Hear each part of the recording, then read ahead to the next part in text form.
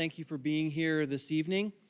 My name is Mike Geiler, and it's my pleasure to serve as the pastor here at Hope Presbyterian Church, and we are glad that you are with us tonight. This is going to be a great evening. We want to welcome you who are here in the room, also those of you who are joining us on our live stream. We want to welcome you as well. So tonight is the second in our three speaker series here at Hope that we are hosting on mental health called Anthem of Hope. And tonight we are excited especially to hear from a couple of great speakers from the Community Alliance organization, Dr. Juve Che and Jessica Brown, and we will hear from both of them in just a few moments. But first, let me just preview what is yet to come in our Anthem of Hope series. So next Wednesday, August 2nd, is our final of the three community sessions in this series. We'll host that on Wednesday evening, 6:30, here in the sanctuary next week. And that evening, we have some licensed therapists from Compassionate Minds Therapy who will be joining us. And their conversation will be about maintaining and even improving our own mental health. And as we learn, everyone has mental health, just like everyone has physical health. And it's important that we learn how to take care of our mental health. And that will be a great session next Wednesday the 2nd, 6:30 p.m. So be sure to come back and join us for that next week. And as I mentioned this last week as well, but in addition to these community sessions that we're hosting in this series, I'm also doing a sermon series here at Hope on Sunday mornings in conjunction with this around mental health and mental illness. And so the next message in that series is coming up this Sunday, the 30th of July, and you're all welcome to join us in worship on Sunday morning. We worship at 10 a.m. here in this space, and you're welcome to come and join us for that as well. And I want to make sure you understand, too, if you missed some of the previous speaker sessions, the one from last week, or even some of the stuff that we do on Sunday mornings, we do have all of those recordings available on our YouTube channel for Hope Presbyterian Church. So if you go to our website under worship, you see where you can get to our YouTube channel. Also, that QR code on the screen will take you to a page on our website that shares the information that we have kind of put together and assimilated from different community organizations for this series. So there's an Anthem of Hope resources page on our website. You can get to that by scanning that QR code. So we want to make sure you know about that as well. So our mission at Hope is to love God, to love all people, and live in grace. And we take that mission seriously. And we want to cover topics like mental health and mental illness, not just for our congregation, but also for anyone in our community who might be interested. And that's one of the ways that we can live out our mission, is to tackle things like this and to open conversations around topics like this and to serve people in our area. So a couple of things to note before we get any further. There are restrooms in the facility, both sets of double doors. There's a hallway on the back side of the sanctuary. There's restrooms in there. There are bottles of water. There are treats out in the lobby that you're welcome to on your way out. Also, you saw when you came in, there are tables of information that have a lot of different resources there, and we put those together for you to have, so feel free to stick around after we're done tonight, collect as many and as much of the resources and information on those tables as you can, and if there are people that you know who would benefit from them, please take some for them as well. We want to just spread the word and get as much information and resources into as many people's hands as we can do. There's a variety of information out there, so please take advantage of that. We also have some representatives from the NAMI organization here in Omaha. They've got great information at their table out in the lobby, so please make sure you find them as well. So let me talk about tonight. After our speakers have the chance to share, Dr. Che and Jessica, we also have Linda Jensen, who is here with us, and she is a representative from NAMI, which is the National Alliance on Mental Illness, and she's going to share a couple of things about some resources that they have as well. So after our presentations, we're live streaming the event tonight. After we have the presentations, we'll stop the live stream, and then we'll move into a question and answer time. And when you came in, you had a card handed to you that has some space on it. So as you listen tonight, if there are questions that come to mind, please write those down on the cards, and then we'll take some time to collect those kind of in the middle of the evening after the presentations are done, and we'll find some questions to field for our speakers. Also on the back side of that card, there's a survey. We'd ask if you have time, fill that out, just some feedback for us for the event that we're hosting. It really would help out to provide some feedback for us as well. So be sure you do that. So let's hear about tonight's speakers. So we're excited to have two professionals here from Community Alliance. Community Alliance is one of Omaha's largest social services agencies. They provide a wide variety of services, including counseling, primary health care, psychiatric services, housing assistance, employment assistance, and family and peer support services. Jessica Brown is with us, and she is a licensed independent mental health practitioner in Nebraska. Jessica has worked at Community Alliance for 4 years, first in the psychiatric residential program, and currently as the supervisor of the agency's centralized intake department, Rapid Response. Jessica and her team assist individuals in obtaining services at Community Alliance, as well as partnering with the various community organizations to improve knowledge and access to services. We're glad to have you with us, Jessica. Also with us tonight is Dr. Juve Che. Dr. Che is the Chief Medical Officer at Community Alliance, and he was born in Cameroon, West Africa, received his undergraduate degree in biology from Grambling State University in Louisiana, and his doctorate in medicine from the University of Texas Medical Branch at Galveston. Dr. Che began his medical career as a primary care physician and later decided to pursue psychiatry at Creighton University, and where he first crossed paths with Community Alliance. And as I mentioned, Community Alliance uses this holistic care approach that attends to a person's physical, mental, and social well-being. And Dr. Che embraces that holistic care approach. And so we're pleased to have him here with us tonight. So please help me welcome Dr. Che. Come on up.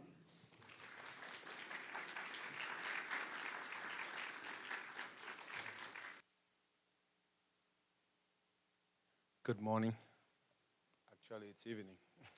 So, well, I'm very excited to be here. Talking about mental health, it's actually a privilege for me because I remember when mental health was a thing that we had to hide behind the curtains and not talk about it and not let anybody know that a family member was struggling with any aspect of it. So to get to the point where we can partner not only with the community but also with churches to be able to get the word out, I think it speaks volumes how far we have come as a community in understanding that these are things that happen not just to certain people, not just to certain families. It can happen to anybody. And being able to acknowledge it starts the journey of better health overall. So from that viewpoint, I will get started. And in our presentation today, I wanted to start with some patient cases. And then I will, through that, expand and comment on the different aspects or layers of mental health that will percolate throughout that. So my first patient that I picked, these are actually patients that I have seen in one setting or another. Some of it have combined some aspects of different patient cases and made changes so as not to identify any specific person, but still use relevant stories that have happened and that I've seen to make the point. Because I think when this is foreign and it just stays out there, it doesn't seem like, oh, this actually happens to people, but everything in here is a thing that I've seen in one setting or another. Just for context, I attended Creighton and UNMC from 2017 to 2020. I've worked in the corrections department, doing primary care there. So I have kind of had my way around Omaha, Lincoln, North Platte, and Norfolk, all those areas. So I think that it gave me a unique point of view to be able to gauge the community and how this plays out. And beyond that, I've worked in places like Texas, South Carolina, Vermont, and all these different places have really helped me to be very confident in saying that this is something that happens everywhere. It is not peculiar to any one place or person. Everywhere I go, it seems like the stories are very similar, and sometimes some places are more accepting than others, but the more people realize and the more they can reach out for help, the outcomes tend to be better. So that said, the first patient I choose today is, I just call it patient A, 20-year-old female who came in because she's depressed and has been having a lot of problems with sleep. Most recently, she broke up with her boyfriend of 4 years, and at that, it also turns out that her boyfriend's brother had just passed away from suicide. And that boyfriend's brother was 38 years old. He's a veteran. He had struggled with nightmares, flashbacks, and did not want to seek help from the VA. Sometimes people get into very challenging situations where they mistrust some of the organizations that help to give care. And this is what this gentleman was struggling with. He had tried to treat his symptoms with alcohol because he realized initially when he takes it, it helps with the flashbacks, helps him get some sleep. But eventually everything just kept getting worse. He tried using things like cocaine and methamphetamine in the afternoon to help his energy up. But this just led down to a spiral of him ending up in emergency departments and jails, where unfortunately part of care ends up happening in the jails and emergency departments. It's not the most effective way to seek care, but sometimes this is where some people actually find solace, unfortunately. The emergency department is a great place to go when you're in acute danger and you don't know what to do next. So that's always a good starting point when you've reached that crossroad where you're feeling like, you're going to take your life or something of that nature. But in long-term care or in best outcomes, you want to try to reach beyond, or you want to reach out to community mental health centers or all the outpatient services, because those are the places that can help you stay safe in your own environment and at home. Then this, the brother of this boyfriend ended up taking his own life by suicide after he struggled with homelessness and substance use for about 10 years. So this precipitated this young man's own problems with dealing with mental illness. So he had struggled to the point where he could no longer deal with everything that was coming at him, and unfortunately took his life. So this is kind of how the connection between in families, right? So one person has severe mental illness, ends up with something as devastating as suicide. This then affects everybody else in the family. And for this young lady, the boyfriend struggled with his own mental health and then ended up leaving to them, having to break up. And this then precipitated her struggling even further. And so she was having a lot of problems sleeping. She was isolating herself away from her roommates. And she had also recently dropped out of school. She was attending school in a different state, in a different nearby state. And not having that family support made everything difficult.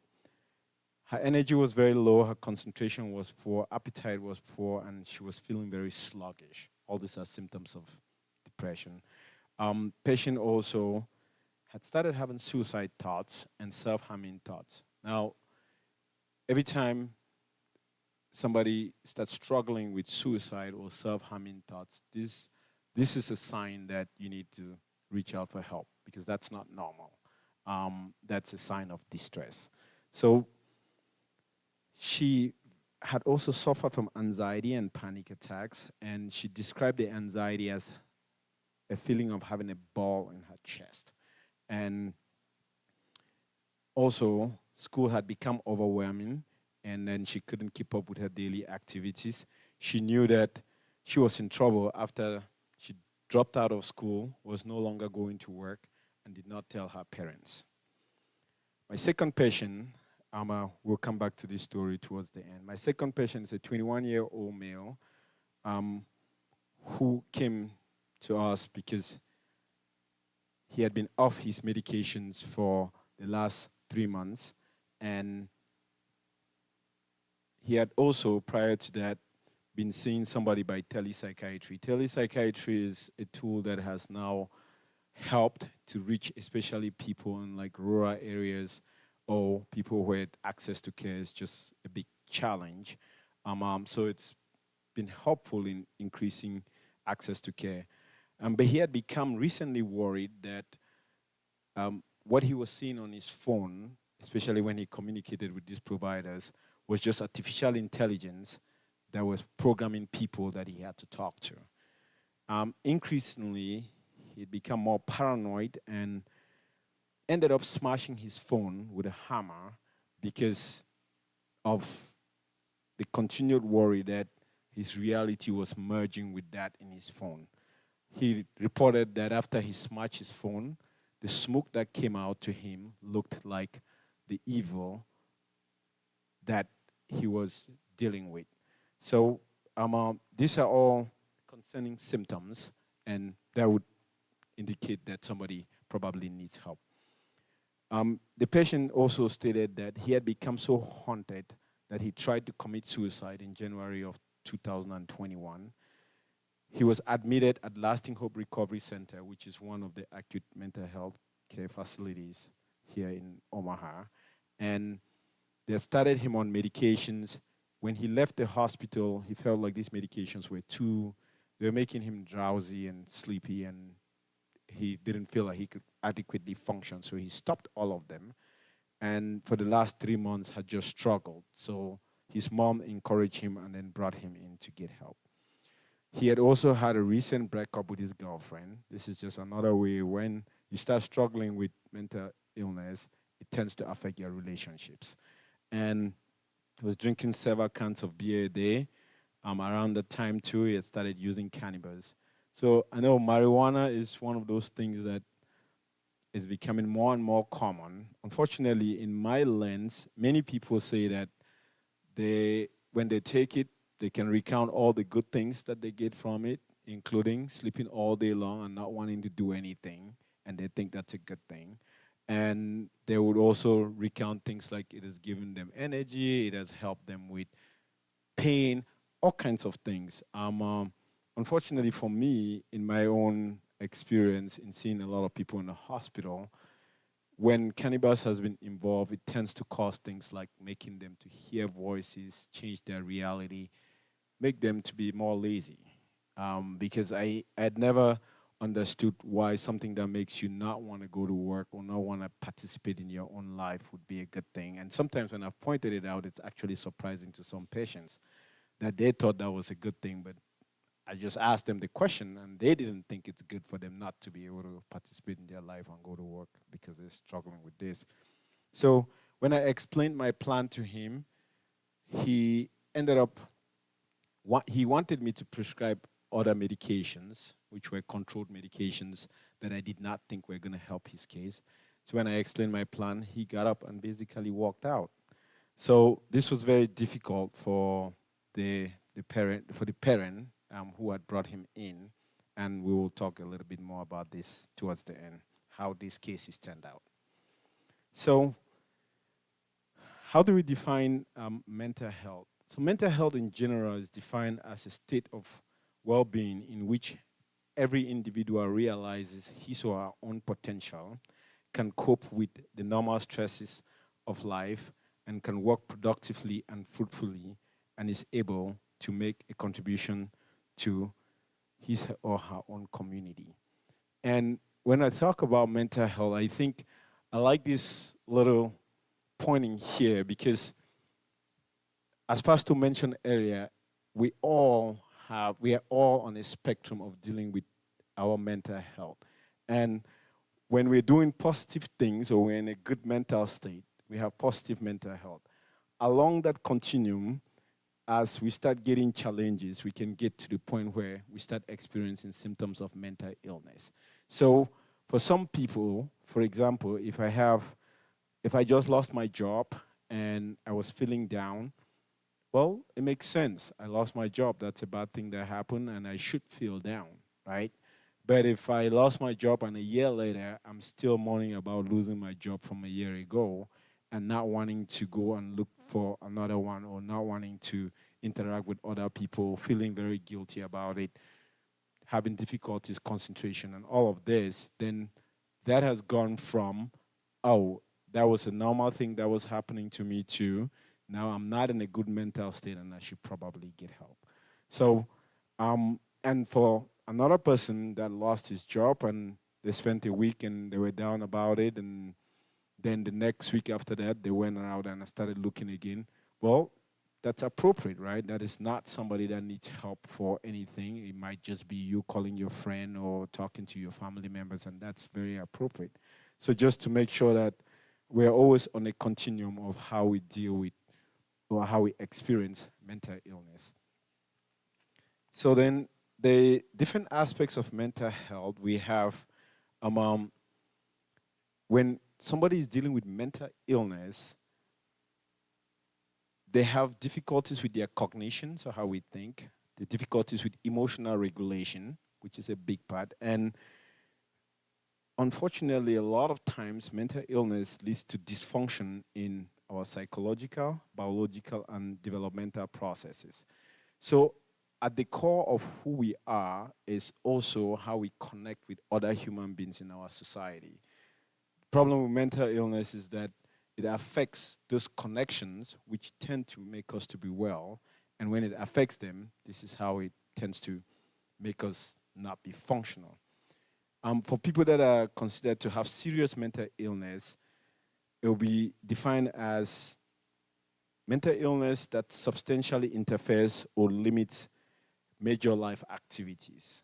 For most of the people that suffer the higher burden or struggle a lot from mental illness are people that have serious mental illness, right? So the greater proportion of people that suffer the negative effects with mental illness are those that suffer this serious mental illness. The other ones that just struggle with a little bit of anxiety or a little bit of feeling down, that's transient. So they don't suffer as much as the 10% that have severe mental illness.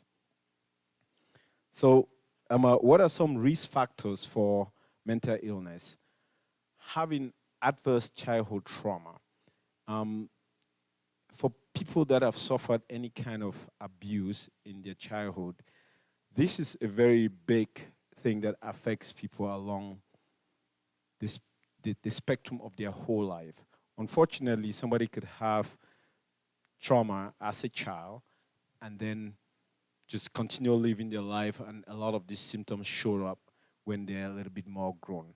And one of the things, as I referenced earlier, about being able to talk and destigmatize these things is it allows us to start being able to reach people when they're still young. And it allows people to know that this thing that happened to me is not normal. And I should be able to talk to my dad, my mom, aunts, uncles, reach out to a professional about it. And when that kind of processing starts earlier on in life, these people tend to get help quicker and they suffer less over their lifespan.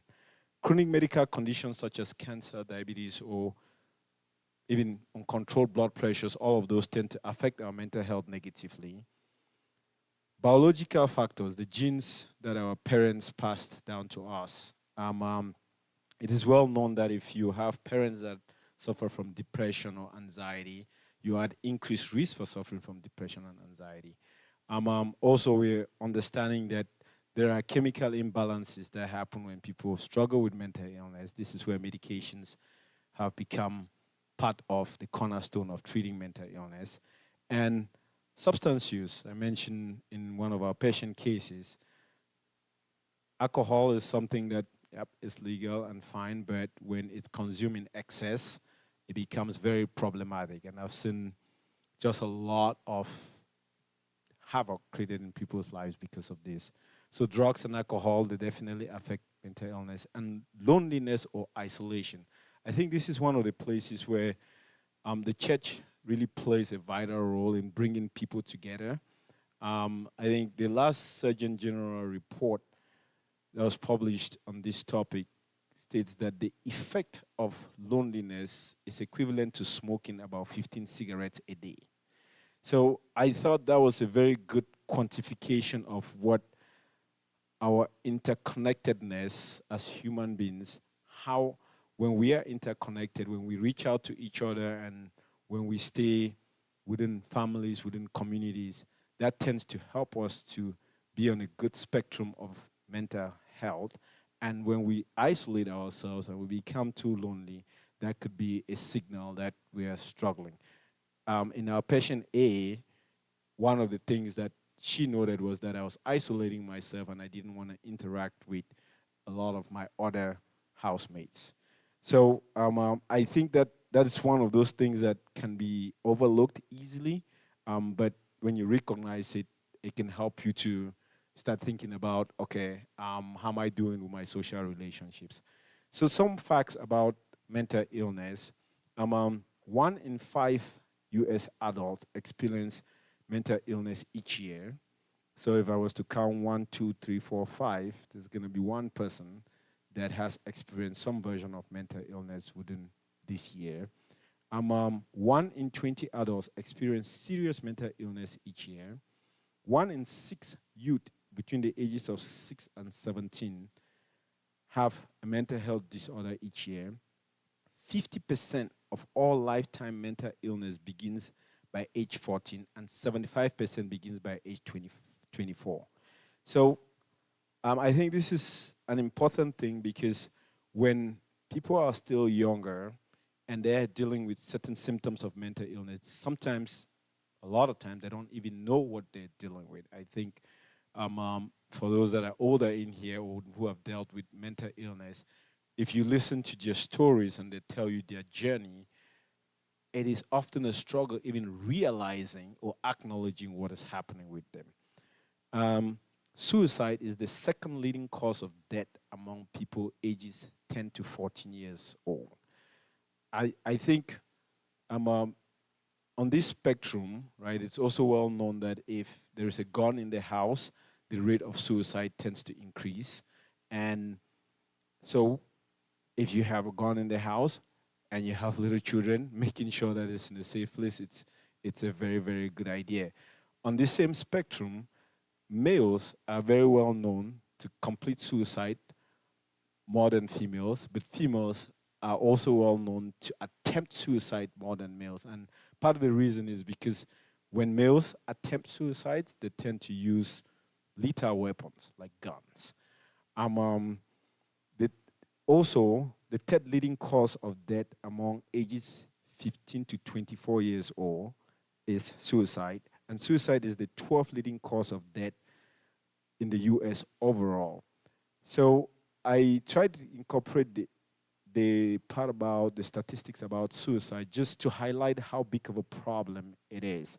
And before people ever get to the stage where they're contemplating suicide, ultimately, they're just trying to respond to overwhelming feelings, emotions, sensations that they're not able to cope with. And once they start, it can just start with, I was isolating myself too much, I was sleeping too much, I was feeling too guilty, I couldn't concentrate, I couldn't focus. And when all of that goes unaddressed over a long period of time, then people get to the point where they feel like there's no hope, and then that's when they can turn to things like suicide. So our hope is that we can catch and identify these things way earlier on, so that we can help these people before they get to the point where they feel like the only option for them is to end their own life. 46% of people who die by suicide had a diagnosis of mental health condition. And when they've done studies where they've gone back and asked the families of people who died from suicide, 90% of them had either talked about or mentioned or dealt with some version of mental illness. So again, just to highlight the fact that these things, it's important to take it seriously. In point of fact, this is one of the reasons why when somebody comes to see us, especially in the emergency department, and suicide is one of the things that they're dealing with, that would be a good reason to hospitalize them. Sometimes even when they don't think that they need to be hospitalized. And I've had a lot of patients that have been very thankful that we helped step in at that time to make the decision when they themselves didn't think that that's what they needed. But when they've spent about a week in the hospital and processed some of these things, it becomes helpful for them, understanding that they were in a really bad place and there were actually things that could be done to help them. So, types of mental illness, according to the Diagnostic and Statistical Manual, this is basically the big book that people in the mental health field use in order to make diagnosis. There are over 300 different types of mental health disorders, but they can generally be collapsed into very big categories. Anxiety is a very big one.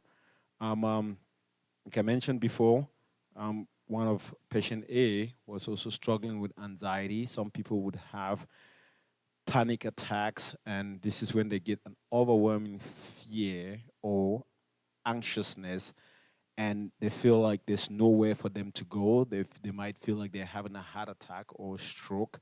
And when somebody is dealing with that level of anxiety, and if you deal with it for a very long period of time unaddressed, it impacts and paralyzes different parts of your life. So getting help it's required in those instances. Eating disorders, some people, they would starve themselves because they want to attain certain types of body images. Others may eat and throw it up.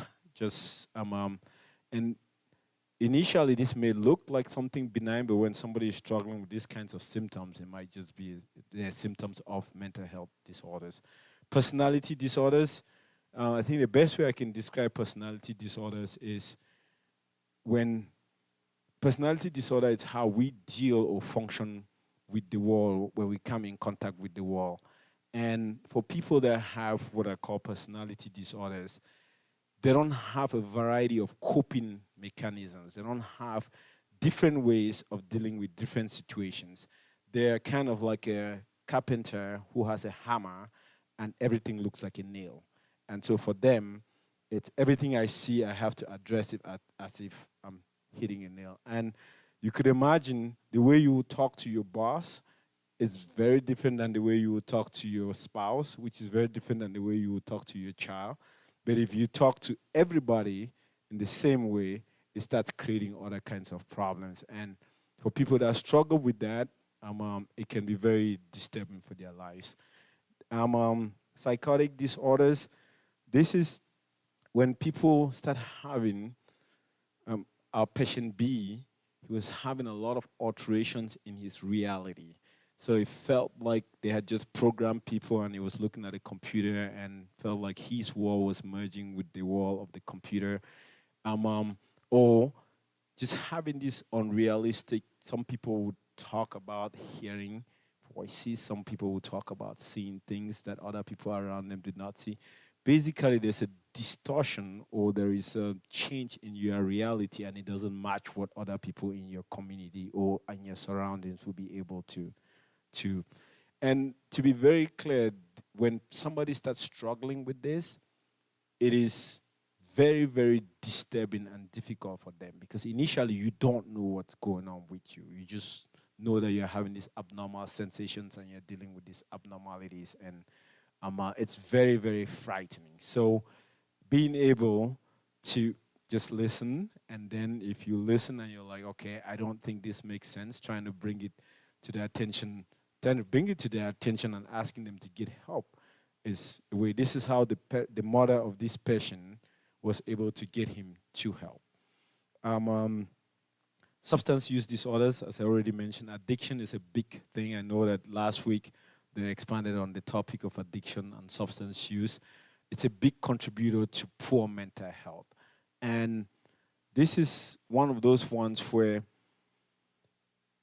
we've kind of gone, one of the reasons why the incidence and the prevalence of suicide is so high, it's because of substance use. Overdosing on things like pain medications has become so common that younger people have been dying a lot from this. The fortunate thing is that there's more and more recognition that these people need help, not jail. And but this message, we couldn't preach it loud enough because there's just still a lot of people that are struggling and don't know that they can actually get help. One of the difficult things it's when people are dealing with substance use disorders is that if they don't want to get help, it's very hard for you to reach out and help them. You can encourage them, you can refer them to resources, but when they're not ready to make change, it's very hard. And for family members, it's even much more harder because you're just not trained, you do what you can, but then when it's beyond you, this is when you direct them to help. Trauma-related disorders, and things like post-traumatic stress disorder, these are things that when we started realizing it in the 1980s, before the realization that when people get exposed to trauma, they tend to behave and act abnormally in their society. People like Vietnam War veterans, and they had just struggled and suffered a lot, even up to today, right?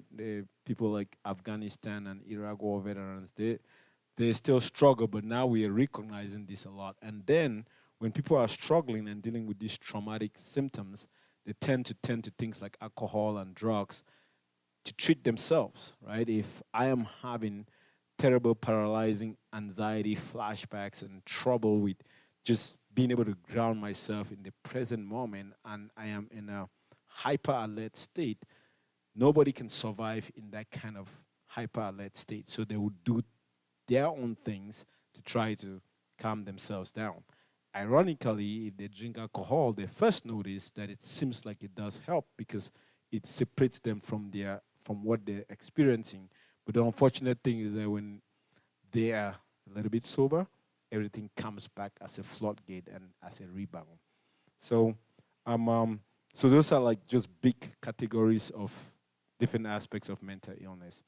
So we have, I just wanted to touch on the prevalence, that is the number of people within a year's time, that the percentage of the general population that struggles with different aspects of mental illness. Schizophrenia, one of the conditions in which people tend to be separated from their reality. Less than 1% of the population, general population, struggles with this. Obsessive compulsive disorder is about 1. Borderline personality disorder is about 1. Bipolar disorder is about 2%. PTSD is about 3. So I wanted to highlight major depression and anxiety. Major depression 8.3 and anxiety 19%. So fortunately, things like anxiety and depression, they're not as destructive to life as things like schizophrenia and bipolar disorder, but they're much more common in our general society. So you're more likely to come in contact with somebody dealing with depression or anxiety, and just realizing that these things do happen and they can get help for them, I think it's more the bigger point I wanted to point out here. Now, when people start dealing with things like bipolar disorder and schizophrenia, they really do need professional help. And just because even at the professional level, these are still disease processes that are very hard to treat. But with treatment, they've been shown to be better outcomes. So on average, people go from the time when they start struggling with symptoms to the time when they're diagnosed and treated. They go about 11 years struggling with symptoms before they are diagnosed and treated. So this is how long this thing can be hidden in plain sight, especially when you don't know what you're looking for or when you don't know when to say, hey, do you need to go talk to somebody to figure out if this is a bigger thing we need to be worried about. These are statistics from NAMI. I think they're going to talk towards the end of this. So coming back to our patient case, patient A was diagnosed with depression and anxiety and started on medications after I'd made sure that she was not pregnant. In one of the things with treating mental health conditions, you always have to make sure that the person does not have other physical health conditions like an abnormal thyroid or things like that that could be making them to be depressed. If they have that, you treat the underlying condition. So this patient just ended up having just depression and all those other things were negative. Started them on medications. I just saw them about 3 weeks ago, and now they're working on trying to go back to complete college because they've realized that their family support has been so important. They're going to come back to Omaha and stay local so that they can continue having that support when they go back to college. They found a job, and they started working again. And one of the things that they told me that was very important was just that family and that community support was very helpful in getting them back to a place where they feel like they can be in charge of their health again. The next patient, patient B, I ended at the point where I told him what I wanted to do and he walked out. Unfortunately, when a patient is not in danger of harming themselves or not in danger of harming other people, or if they are not very disorganized from their mental illness to the point where they cannot function, there is no way that we can force them to get help. But if they're dealing with any of these other things, so they harm to themselves, they harm to others, or they're so disorganized from their mental illness that they cannot function, then we can do what we call a board of mental health. So you basically have to file this board of mental health with the county attorney to be able to force this person to go get help.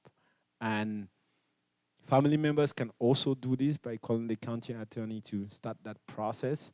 When the mom asked me, hey, he's walking out, what can we do? Unfortunately, I'm like, nothing I can do at this point in time. He understands what I'm telling him that we should do. He's not an acute danger to himself. He's not an acute danger to other people. I cannot force him. So I kept the door open and I said, I am ready to help you at any time. I am not going to start you on medications that I think can hurt you. But if you come back, we will take it from where we ended. So the mom was very cheerful because she said, do you know how hard it is for a parent to have to go do a board of mental health? And that is very, very hard, right? And even at that time, because he was not in acute danger, even the mom, because the board of mental health was not going to work, right? They cannot pick somebody up unless they're in acute danger. This tends to be a very tricky place, especially for people that are dealing with drug use, because when people are dealing with drug use, when they're not on drugs, they're in their rational mind and they say they know what they're doing, they don't want help, they're not looking for anything. When they get on drugs, they become violent, erratic, make very bad decisions, even decisions that they will not make when they're not on drugs. And so when the family is trying to get them help and they don't want it, it becomes a very difficult back and forth. But at the same time, part of the reason in just doing these kinds of sensitization is when you see that, direct them the best you can to the health resources. And if they are meeting any of these other things, whether they're a danger to themselves, a danger to others, or they are not able to function because of what they're dealing with, then that is a time when you can file a board of mental health and they could be brought in to get help. So he came back about a month later, and he told me he came back because his thoughts have continued to raise. He had been drinking more alcohol and it had not been helping. And he started having aggressive thoughts. So he would be talking to somebody and he would be having aggressive thoughts going through his mind. So this is when he realized that I think I need help. All these things had been happening. I hadn't been having aggressive thoughts. Now I'm getting to the point where I think that I really need help. So I was very, very happy that he was able to come back, and he came back with mom again. He apologized for his behavior from the first visit, and we got him started on some medications. I think I've been seeing him now for about 5 months, and currently, in my last visit, he's continued to take his medications, especially with mom's help, and he's not drinking, and he told me he's working on his resume because he thinks he wants to get back to work, which for me, that's like a really good outcome for somebody that's struggling with these kinds of symptoms. Mom said that he is sleeping well, he's taking medications. She did mention that he is no longer cuckoo puffs. I thought to put that in there because these were her exact words, but this was her way of telling us that whatever the conversation she was having with the patient made sense, right? He's not just talking nonsensicalities, for lack of a better word. So other parts of mental health, Pastor mentioned that we believe in holistic care, and I think on an everyday basis, the things that we do on a regular, they help us stay on the positive side of mental health. And when those things start falling apart, we start going towards the part of mental illness. And so things like regular exercise, very important. Eating healthy, regular meals, staying hydrated, especially now in the summer. We're going with the changes in our weather and climate patterns. I mean, it's just important for us to be mindful of that and staying more hydrated even than we would normally do ordinarily. Limiting caffeinated drinks. Sleep. The part about sleep, I cannot overemphasize this. I think that it's a blessing for those of you who sleep well and have no problem with that. But when your sleep changes or is disturbed, that can be a very serious sign that you are beginning to get in trouble.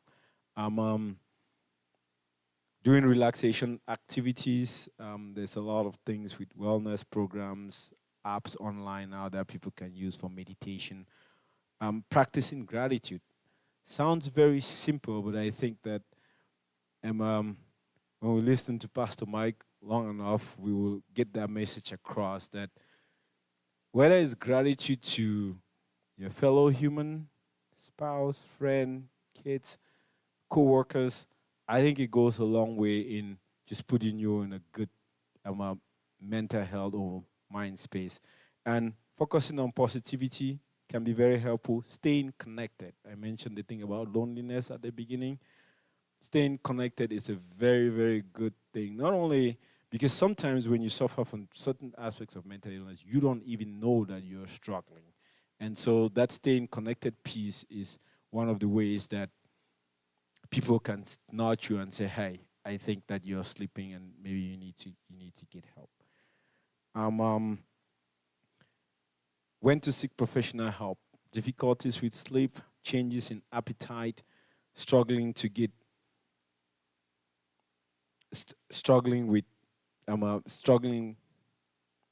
in and out of bed, so again, sleep.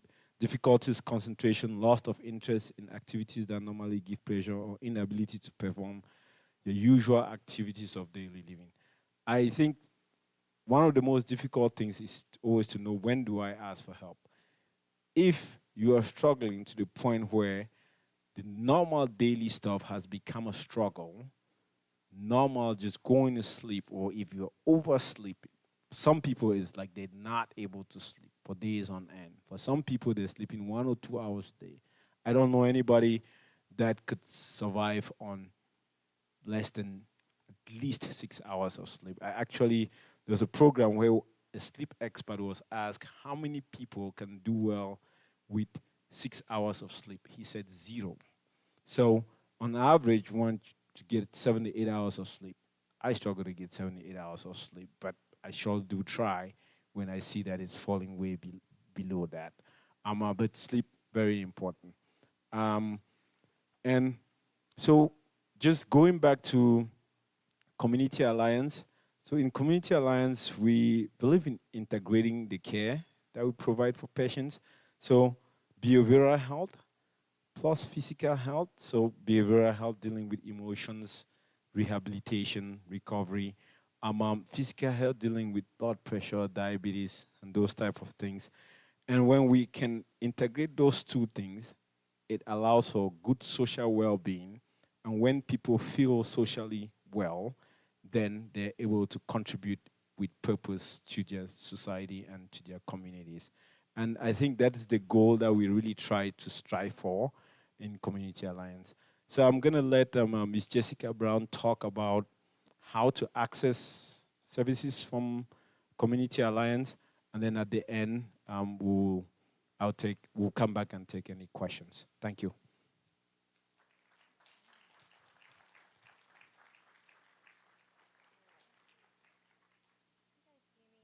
This is like as tall as I am, so I hope you can see me.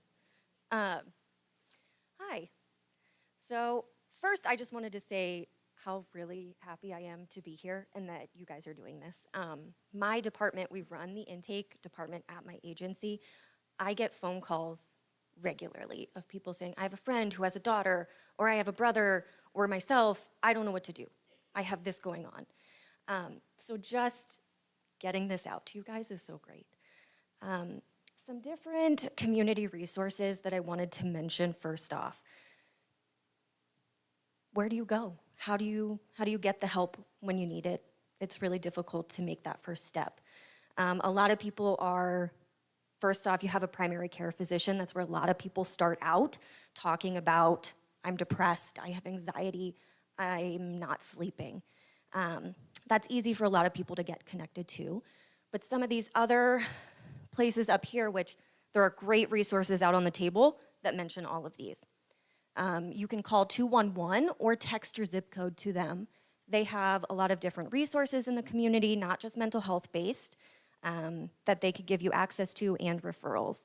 There is Region 6, which includes these counties above, and they provide a lot of funding for folks that don't have insurance, they don't have the finances to get kind of care, and they can do a lot of resources and referrals also. Nebraska Family Helpline, I think that is out on the table. There's some resources for their contact information.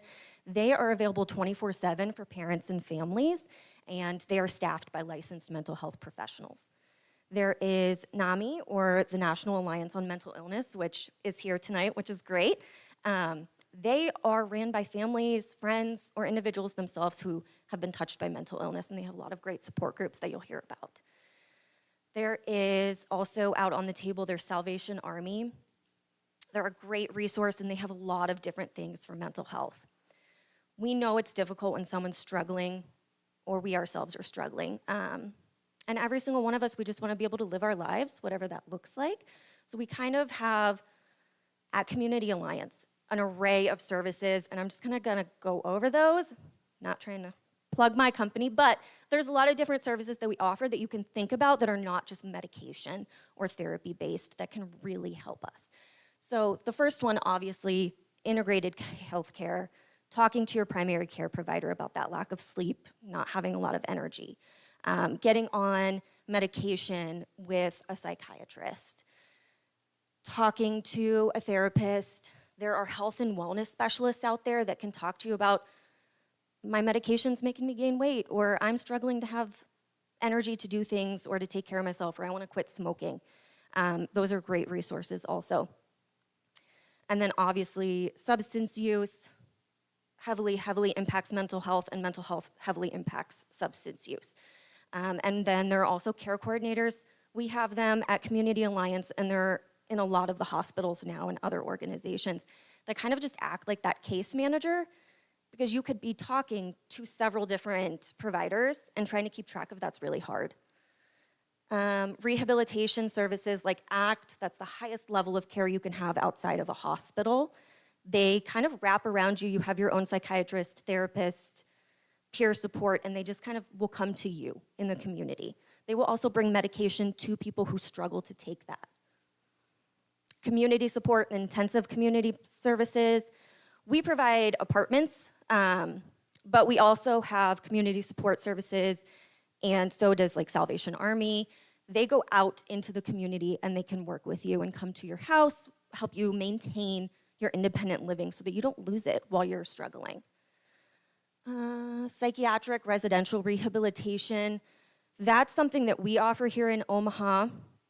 I think we're the only ones with that here. So that is 24/7 group living. It's transitional, you're not there forever, but it really helps individuals work on like healthy independent skills and routines, especially when they're coming out of a hospital, maybe they've been homeless, or just struggling with how do I like do the dishes every day when I also have to talk to my psychiatrist and take medication. So they help you work on those routines. Day rehabilitation is different groups and classes during the week people can go to. We talked about how important socialization is. If you are not able to go to your church and talk to people, you can go to day program classes, sit down with other people who have lived what you're living, and it kind of helps you feel a little more connected and a part of something. There's also employment services. So feeling like you're contributing to society is huge. Not everybody wants and loves to get up and go to work every day, but it literally makes you feel so much better about yourself when you can do that. So we have employment coaches and advocates. They work closely with Voc Rehab in the community, and so they can help you work on your resume, get back into the workforce, or get into it for the first time. But they can also help coach you through, I'm having stress with my coworkers and I have my symptoms. How do I deal with that? How do I not lose my job when I have to go to the hospital? So that's a great resource for folks. Community and peer services. There's a lot of these in not just my agency, but throughout the community. VLS, they work with individuals coming out of the prison system and help them get reintegrated to society. So employment services, peer support, substance use therapists. There's homeless services with several organizations in the community where they go out to the shelters, they find people on the streets. I've had a mom call me who had a son who was living on the street. She's like, he will never go into a shelter. He will never go into a hospital on his own. What's he look like? Where does he hang out? We will go find him, and we will try and talk to him. We also offer a homeless clinic for folks that struggle with transportation. They're living on the streets. They have to meet their basic needs. Making it to an appointment is not going to be their priority. So we will go and get you and bring you to your homeless clinic appointment so that you can get your medications. Family education. Dr. Che mentioned the mom that was struggling with her son who didn't want to get help. That is so key when you are struggling with a loved one who is struggling. Family-to-family classes, it's an 8-week program. We have it, it's based off of NAMI and their education, and it provides education for you, for other family members who may be struggling, different resources, and a connection that your family's not the only one going through this. Our person that does it is Dr. Jai, and he's extensive knowledge, and they will work with any family member for free that is 18 and up and who has been affected by somebody else in the family who has mental health. And what he likes to tell us all the time is family support is one of the biggest indicators of recovery. If you are alone and you are isolated and you have nobody in your corner, that's not a professional. Recovery is not going to look great. It's really important to have loved ones there supporting you. Peer services. So peer services is a certified person. They've lived it. They have substance use. They have mental illness. They are in recovery. I should have brought my water. They're in recovery, and they are trained on how to help you get to recovery. So like at Community Alliance, my intake team, first person you walk in the door and talk to, they've been there. They've done it, and they're on the other side. A lot of at Safe Harbor, I saw that there's some sheets outside for that. So We have a warm line you can call in when you're in crisis. You can also go there for 24 hours. Instead of going into a hospital, you can just kind of go hang out with somebody and try to get yourself back stable.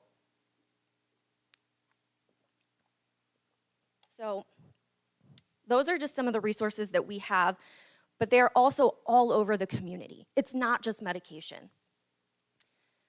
When you are struggling with mental health, it is affecting everything in your life. So getting connected to socialization, productivity, these are really, really important aspects to help get to recovery. And everybody's recovery looks different. So if your loved one is struggling or you're struggling, don't think, well, they're not like they used to be. Recovery is different, and it might be they're not going to be the same person, but they can still get to a really great place. Like I said, it's really hard to take the step to ask for help. So accessing services. There's so many different resources on the table outside, which is amazing. The ones I had up earlier, I printed off all of them. They're out there too. So at Community Alliance, we do a really simple intake process. You literally do not even need to know why you're coming in. You're just like, I'm here, I don't know why. We will sit down and talk with you and figure that out. There's a lot of great organizations, and Region 6 helps with that. So if you don't have insurance, you don't have money to pay for services, you can still get help. That should never be a barrier to being able to survive and overcome your mental health. At my department, what I do is the rapid response team, so this peer support specialists, the care coordinators.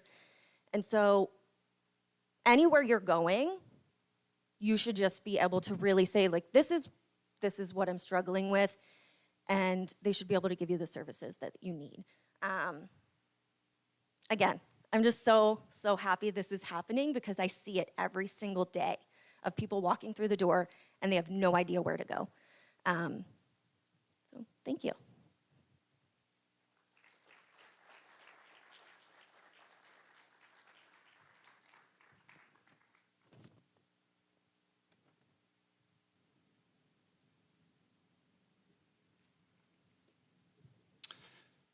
That's wonderful. Let's thank Dr. Che and Jessica one more time. Thank you both so much. Well done. So if you haven't had a chance, if you want to just wrap up writing down, if you have questions that you thought of while you heard Dr. Che and Jessica, please write those down.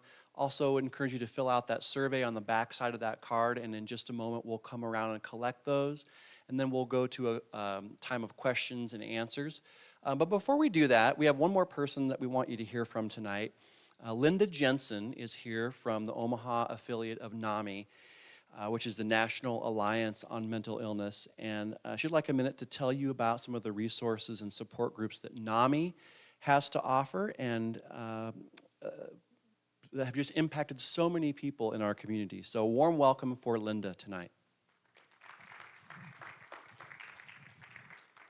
Thank you for giving me this opportunity. This huge notebook is yours if you come to take the Family to Family course. And that's actually a 9-week course. Dr. Jai does teach it at Community Alliance, and also we have Dick Avoca. Is he still here? Yeah. Oh, there he is. Stand up. He's teaching a course, a family-to-family course at Water's Edge Church. He can tell you exactly where that is. And it starts in September. So the one at Community Alliance for this fall is full. So if you'd like to get into it this fall, it starts September 21st, but you need to enroll ahead because you get this huge notebook full of handouts.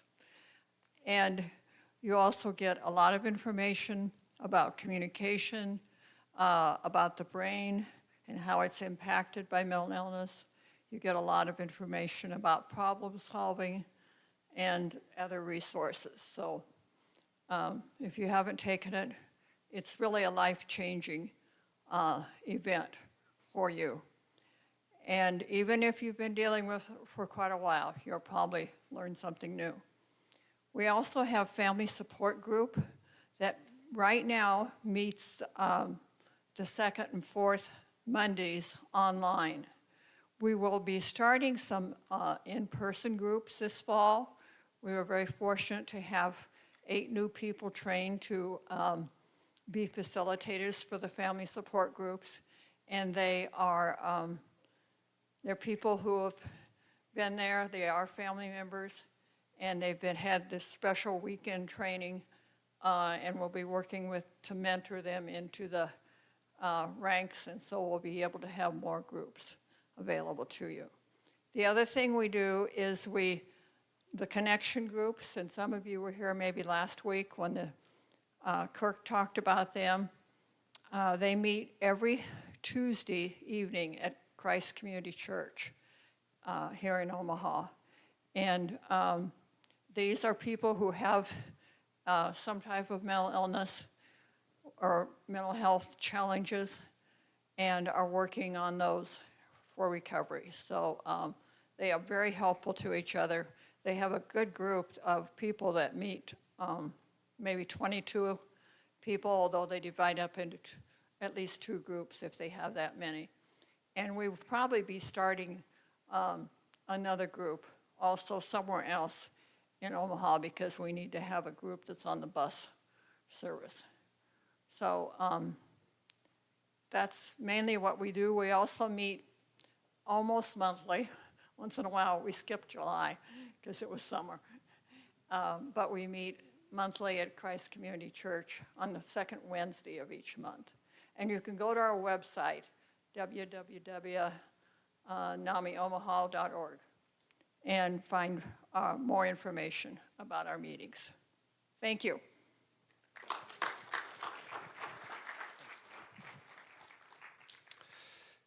Thank you, Linda. So we'll take a few minutes here. We'll gather up some questions, and we'll take. We've got a little bit of time. We'll take some questions, and we'll have Dr. Che and Jessica come back up, and we will throw you the curveballs. Okay, come on back up.